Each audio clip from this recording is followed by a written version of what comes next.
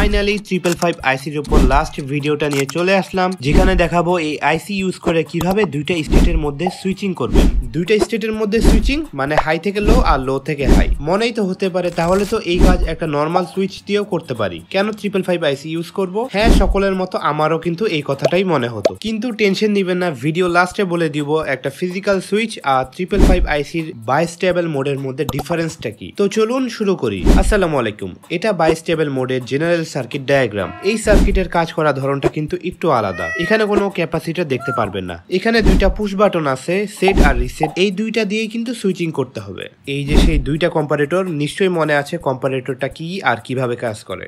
এর মধ্যে দুইটা কম্পারেটর আছে। এই দুইটার আউটপুট একটা ফ্লিপ ফ্লপে যাবে, ফ্লিপ ফ্লপ থেকে তারপর এটা আউটপুট হবে। এটা হলো ফার্স্ট কম্পারেটর আর এটা হলো সেকেন্ড কম্পারেটর। ফার্স্ট কম্পারেটরের পজিটিভ ইনপুটটা পিন 6 থ্রেশহোল্ডের সাথে কানেক্ট করা থাকে, আর সেকেন্ড কম্পারেটরের নেগেটিভ ইনপুটটা পিন 2 ট্রিগারের সাথে কানেক্ট থাকে, আর বাকি দুইটায় ফিক্সড ভোল্টেজ সেট করা থাকে। এটা আইসি করে থাকে। এগুলোর নাম কিন্তু পজিটিভ বা নেগেটিভ না, এগুলোর অন্য নাম আছে। আমি বোঝার সুবিধার্থে এগুলাকে পজিটিভ নেগেটিভ বলবো।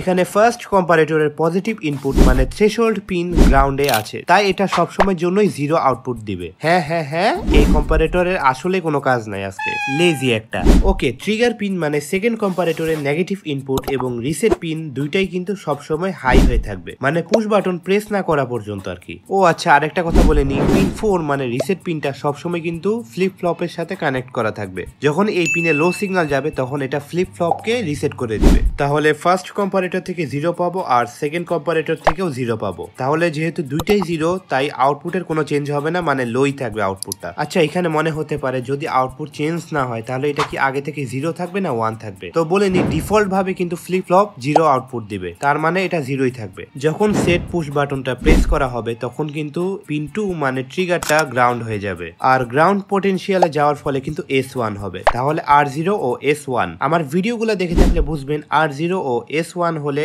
আউটপুট কিন্তু হাই বা অন হয়ে যায়। এবার পুশ বাটন ছেড়ে দেওয়ার সাথে সাথে কিন্তু ইনপুটটা আবার হয়ে যাবে, মানে সেকেন্ড কম্পারেটর থেকে 0 পাবো। তাহলে দুইটাই 0 হলে কিন্তু আউটপুটের কোনো পরিবর্তন হবে না। এখন যদি এভাবে এই সার্কিটটাকে রেখে দেন তাহলে কিন্তু আজীবনই আউটপুট অন থাকবে। এটাকে লো করতে হলে ফ্লিপ ফ্লপ রিসেট করতে হবে, আর এই জন্য রিসেট পিন তো আছেই। রিসেট পিনের সাথে কানেক্ট করা পুশ বাটনটা প্রেস করতে হবে, তাহলে এটা গ্রাউন্ড পোটেনশিয়ালে চলে যাবে আর ফ্লিপ ফ্লপ রিসেট হয়ে যাবে। ফ্লিপ ফ্লপ রিসেট হয়ে গেলে কিন্তু এটা 0 আউটপুট দিবে, মানে লো হয়ে যাবে। পুশ বাটন রিলিজ করার পরও কিন্তু দুইটা কম্পারেটরের আউটপুটে কোনো পরিবর্তন আসবে না, 0ই থাকবে, তাই আউটপুটও কিন্তু আগের মতোই লো থাকবে। এভাবেই হাই বা অন করতে সেট বাটন প্রেস করবেন আর লো বা অফ করতে রিসেট বাটনে প্রেস করবেন। হ্যাঁ, আমি জানি আজকের ভিডিওটা বাকি দুইটা থেকে খুবই ইজি ছিল, কিন্তু একটা জিনিসে ঘটকা লাগলো, এই কাজগুলো একটা নর্মাল সুইচ দিয়েও করতে পারবো, তাহলে এই সার্কিটের দরকারটা কি? হ্যাঁ, করা যাবে, কিন্তু কিছু জায়গা আছে যেখানে অটোমেটিক ভাবে অন অফ করা লাগে, ওইখানে এই সার্কিটটা কাজে লাগবে। এছাড়াও ওয়্যারলেস প্রজেক্টে এই সার্কিট অনেক ইউজ হয়ে থাকে। যদি চান তাহলে সামনে এই টপিকের উপর আরো ভিডিও আনবো। তো আজকে আর না, ভালো থাকবেন। যদি এই ভিডিওটা ইউটিউবে দেখে থাকেন তাহলে আমার ফেসবুক পেজটা ফলো করে রাখবেন, ওখানে আমি বেশি অ্যাক্টিভ থাকি। ভালো থাকবেন সকলে, আসসালামু আলাইকুম।